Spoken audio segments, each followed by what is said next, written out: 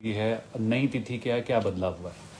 देखिए, आज की जो मंत्रिमंडल की बैठक होनी थी उसको 15 तारीख के लिए किया गया है। और उसका कारण ये था कि माननीय मुख्यमंत्री जी को पिछले 2-3 दिनों से जो वायरल की वजह से टेम्परेचर था, तो उन्होंने इस बात को ये समझा कि इसको हमको अवॉइड करना चाहिए, दूसरे लोगों को जो है वायरल की वजह से परेशानियाँ ना हो। वो अगले 15 तारीख के लिए मुझे लगता है कि वो फिक्स अप हुई है।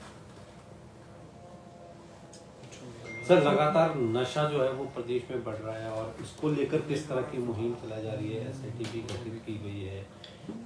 देखिए, हमारी सरकार बनने के बाद जो सबसे बड़ी प्राथमिकता सरकार ने और माननीय मुख्यमंत्री जी ने तय की थी, बार बार इसका जिक्र मीडिया के जरिए हर प्लेटफॉर्म पर ने की कि हमारी माफिया के खिलाफ जो ये मुहिम है, हम इसको कभी मजबूती से लड़ेंगे। उसमें सबसे नंबर 1 प्रायोरिटी पे था कि जो प्रदेश के अंदर जो नशा बढ़ रहा है युवा साथियों में, जो उसकी चपेट में आ रहे थे, वो अपने आप में बहुत उसका जो ग्राफ बढ़ रहा है।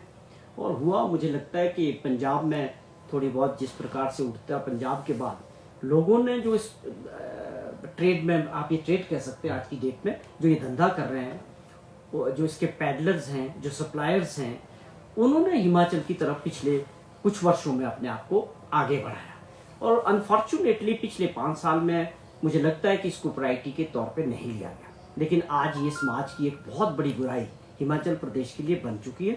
और मिलके सरकार या हम सब लोग समाज के हर वर्ग का, चाहे आप मीडिया के बंधु हैं, चाहे पुलिस विभाग हैं, चाहे एनजीओज हैं, चाहे चुने हुए लोग हैं, चाहे वो पंचायत के प्रधान हैं, चाहे विधायक हैं, मैं समझता हूँ एक बहुत बड़ी लड़ाई लड़ने की जरूरत है सबको। और इसके ऊपर राजनीति नहीं होनी चाहिए। जिस प्रकार दुर्भाग्यपूर्ण मैंने देखा 2 दिन पहले भाजपा के कुछ बड़े नेताओं की जो है एक स्टेटमेंट थी कि हिमाचल में जो है नशा फल फूल रहा है, ये बहुत दुर्भाग्यपूर्ण है। इस प्रकार सोचना, जब हमने इस मुहिम को आगे बढ़ाया, आपके सामने है डाटा कि कितने लोगों पे कार्रवाई हो रही है और कितने तरीके से पुलिस विभाग हर जगह पूरे प्रदेश के अंदर कितने लोग और कितनी बड़ी एक सप्लाई चेन के ऊपर हिट किया है, जिसमें आप शाह गैंग की बात करें या एक रोडू के थे जो दूसरे, बहुत लोगों के खाते देखे जा रहे हैं। और इस वक्त इसमें बड़ी गंभीरता से काम हो रहा है और सफलता भी मिल रही है।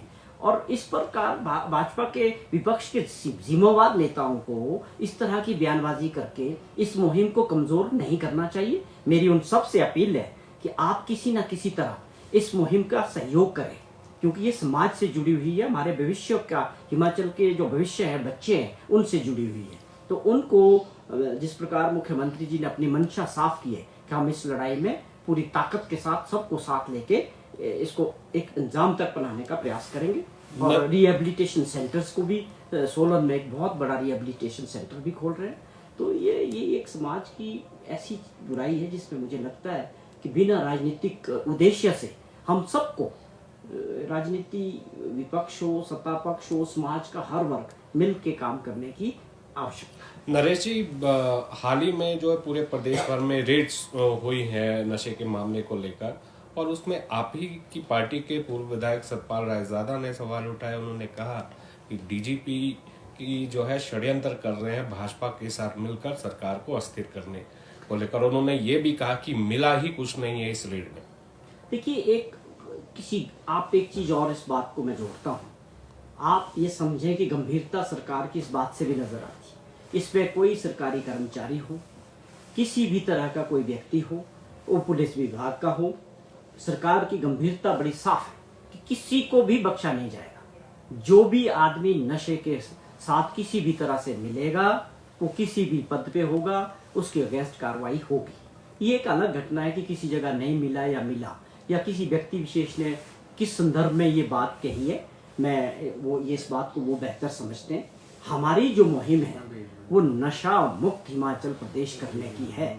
और बार बार मैं इस बात का जिक्र करता हूँ, माननीय मुख्यमंत्री जी भी, कि हमें इसको किसी एक दल से या पुलिस विभाग से नशा हिमाचल से खत्म नहीं किया जा सकता। जब तक समाज के हर वर्ग का सहयोग नहीं मिलेगा, हिमाचल प्रदेश नशा मुक्त नहीं होगा। तो ये आपका एक इंडिकेटर ये भी है कि वो पुलिस विभाग के लोग हों, वो कहीं भी हो, जब हमने एक मुहिम छेड़ दी है तो उसको जो है सबको फेस करना होगा, जिनका भी इसके साथ संपर्क होगा। जिनका इसके साथ संपर्क नहीं होगा माफिया के साथ उनको घबराने की जरूरत नहीं है। रायजादा गलत बयानी कर रहे हैं। देखिए उनकी क्या परिस्थितियां, उन्होंने किस संदर्भ में बोला, एक छोटा कोई घटना हो सकती है। हम इसको बड़े परिवेश में देखते हैं, एक बड़ी मुहिम के तौर पे देखते हैं जो सबके लिए और हिमाचल प्रदेश के लिए बहुत ही महत्वपूर्ण है। सर पहले बजट के समय श्वेत पत्र भी लाया गया था और इसको लेकर ये कहा गया था कि कानून जो है वो और सख्त किया जाए एनडीपीसी एक्ट के तहत, ताकि जो इस तरह के काम करते हैं, जो नशे को सप्लाई करते हैं, उन्हें बख्शा ना जाए। तो मंशा बड़ी साफ है। आप जब कोई काम ईमानदारी से करना चाहते हैं, आप किसी को सवाल उठाने का मतलब ही नहीं। कौन किसको बचाना चाहेगा? क्यों? नशा समाज की बुराई है, ये हमको और आपको, हमारे भविष्य को खराब कर रहा है। इसके लिए कानून में बदलाव करने का मुख्यमंत्री जी ने जिक्र किया। आपके सामने हर तरह और किस प्रकार से अब ये चीजें सामने आ रही है, इस पे रोक लगेगी। मुझे लगता है कुछ समय और लगेगा। हम इसका पूरी तरह से हिमाचल प्रदेश के नशे को मुक्त करने के लिए वचनबद्ध है और उसमें कानून में परिवर्तन करना है। उनकी जो प्रॉपर्टीज है या कोर्ट में उनको सजा हो, जो लोग बच रहे हैं, वो उसके लिए सरकार तैयार है। तो आपको लगता है केंद्रीय एजेंसियों को भी सतर्क होना पड़ेगा? बिल्कुल। इसमें आपको एक चीज और मैं बात कहूं कि नशे के लिए केवल आप ये समझें कि नशा हिमाचल प्रदेश में थोड़ी बन रहा है। नशे की जो सप्लाई है नेबरिंग स्टेट से, दिल्ली से आ रही है, जो लिंक्स मिल रहे हैं, हरियाणा पंजाब से लिंक्स मिल रहे हैं। तो इसके लिए बहुत इंपॉर्टेंट है कि भारत सरकार किस तरह से एक राज्य से दूसरे राज्यों के साथ इंटेलिजेंस जो इंफॉर्मेशन है उसको कैसे आप शेयर करते हैं, उसके हिसाब से ही हम इसको जो है एक बड़ी कार्रवाई कर सकते हैं। और जो लोग ये बात कर रहे थे, जैसे अनुराग ठाकुर जी ने बात की, तो मैं उनसे पूछना चाहता हूँ कि दिल्ली आप बैठते हैं, दिल्ली में आपकी सरकार है, सारे लिंक्स वहाँ से मिल रहे हैं, हरियाणा के जरिए है, पंजाब में। इस तरह की बात अपने राज्यों के लिए नहीं करनी चाहिए। उल्टा ये कहना चाहिए कि हम पूरा सहयोग करने के लिए तैयार हैं। ये मुहिम राजनीतिक नहीं है, इसके पीछे कोई राजनीतिक मंशा किसी को नहीं ढूंढनी चाहिए। ये समाज को साफ करने की और राज्य को बचाने की मुहिम है जो बहुत अच्छे से आगे बढ़ रही है। अगर अभी भी हम लोग सब लोग मिलकर एक संकल्प ले लें कि हिमाचल प्रदेश को नशा मुक्त करना है, तो मैं निश्चित तौर पे कह सकता हूँ इसमें सफलता मिलेगी। चौहान साहब, आप कह रहे हैं कि नशे के खिलाफ जो है वो सरकार गंभीर है। कहीं ना कहीं पंचायतों ने नशे के कारोबारियों की सूचना देने के लिए इनामों का ऐलान किया है। तो क्या हिमाचल सरकार भी कोई ऐसा इनाम का ऐलान कर सकती है ताकि ये मुहिम और तेजी से आगे बढ़े? बहुत अच्छा सुझाव है और बहुत अच्छा विचार है कि किस तरह से समाज के हर वर्ग को इसमें इन्वॉल्व किया जाए। जब तक पूरी छोटी छोटी इंफॉर्मेशंस नहीं पहुंचेगी तब तक इसमें आगे नहीं बढ़ा जा सकता। जो भी इसमें आवश्यक होगा किसी भी स्तर पे, सरकार खुले मन पे और खुले दिमाग से इस पे काम करने के लिए तैयार है। इस तरह के इंफॉर्मेशन कहीं से भी आए, पुलिस विभाग के अपने भी कुछ इन्फॉर्मर्स होते हैं, वो उनके जरिए भी काम करते हैं। पर मैंने जैसे पहले भी जिक्र कहा कि हमने इस पे SIT बनाई पूरे राज्य के अंदर। और इसके अलावा जो हमारे पास अभी हमारे होम मिनिस्टर साहब ने मीटिंग ली थी, उसमें मुख्यमंत्री जी भी गए थे, उसमें भी इस बात का जिक्र किया गया कि नशा हिमाचल में तो ये जो आप बोल रहे हैं, ये जो केमिकल जिस तरह का बन रहा है सिंथेटिक ड्रग्स, ये हिमाचल में तो नहीं बन रही, ये केवल सप्लाई हो रही है। तो हम कोशिश कर रहे हैं कि जितने हमारे बॉर्डर्स हैं कि वहाँ पर इसको हाईटेक करके पुलिस बल के जरिए, इंफॉर्मेशन के जरिए उस चैन को तोड़ने का प्रयास कर रहे हैं। तो इसके लिए ज़रूरी है कि जो नेबरिंग स्टेट्स है, जो इसके असली अड्डे हैं, अगर आप बात करें कि देश के अंदर सबसे ज़्यादा ड्रग्स कहाँ आती, आप सभी जानते हैं गुजरात से सबसे ज़्यादा ड्रग्स आती है। गुजरात के पोर्ट पे सबसे ज़्यादा देश की ड्रग्स आती है। तो ये केवल मात्र एक राज्यों का काम नहीं है, इसमें नेबरिंग स्टेट्स है, भारत सरकार है, सबको गंभीरता से इसके ऊपर काम करने की आवश्यकता है। हाँ सर, मुख्यमंत्री का मंडी दौरा भी रद्द हो गया है। हाँ, क्योंकि थोड़ा सा उसमें रीशेड्यूल हुआ है। मुझे लगता है कि जो 14 का था कल का, और परसों जो है कैबिनेट मीटिंग है, तो उसको दोबारा से उसकी डेट्स चेंज हो गई।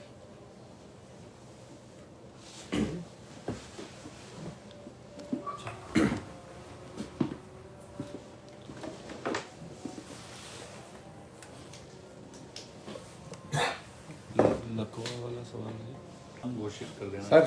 चौहान साहब। मैं बोला एक सवाल और कुछ सर, सर, जिस तरह से ये कैबिनेट मंत्री प्रोफेसर चंद्र कुमार ने बयान दिया कि कांग्रेस संगठन को जो है लकवा मार गया है, उसका समर्थन अब बीजेपी के पूर्व मंत्री ने किया है, विक्रम ठाकुर।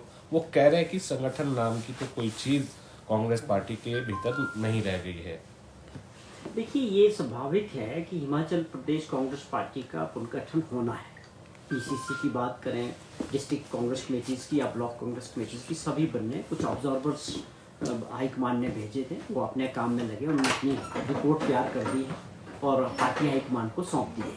बदलाव होने हैं, स्वाभाविक है, बहुत जल्दी हो जाएगा और इसमें कोई ऐसी परेशानी वाली बात नहीं है। ये ठीक है कि जो भावना उन्होंने मिनिस्टर साहब ने कही है वो स्वाभाविक है कि पिछले 3 महीने से जो है कांग्रेस पार्टी का गठन ना होने की वजह से उसका जो कामकाज है वो रुका है, ये तो स्वाभाविक है और उसकी प्राथमिकता को राज्यों के नेता भी समझ रहे हैं और मैं समझता हूँ हाईकमान को भी इस बारे में पूरा अहमियत समझ रहे हैं कि हमको जल्दी से जल्दी जो है हिमाचल प्रदेश के कांग्रेस कमेटी का द्वारा जो रिस्ट्रक्चरिंग होनी है उसको कंप्लीट करेंगे। और जहाँ तक भाजपा का सवाल है, मैं पढ़ रहा था कि भाजपा के लोग कांग्रेस पार्टी के बारे में चर्चा कर रहे हैं।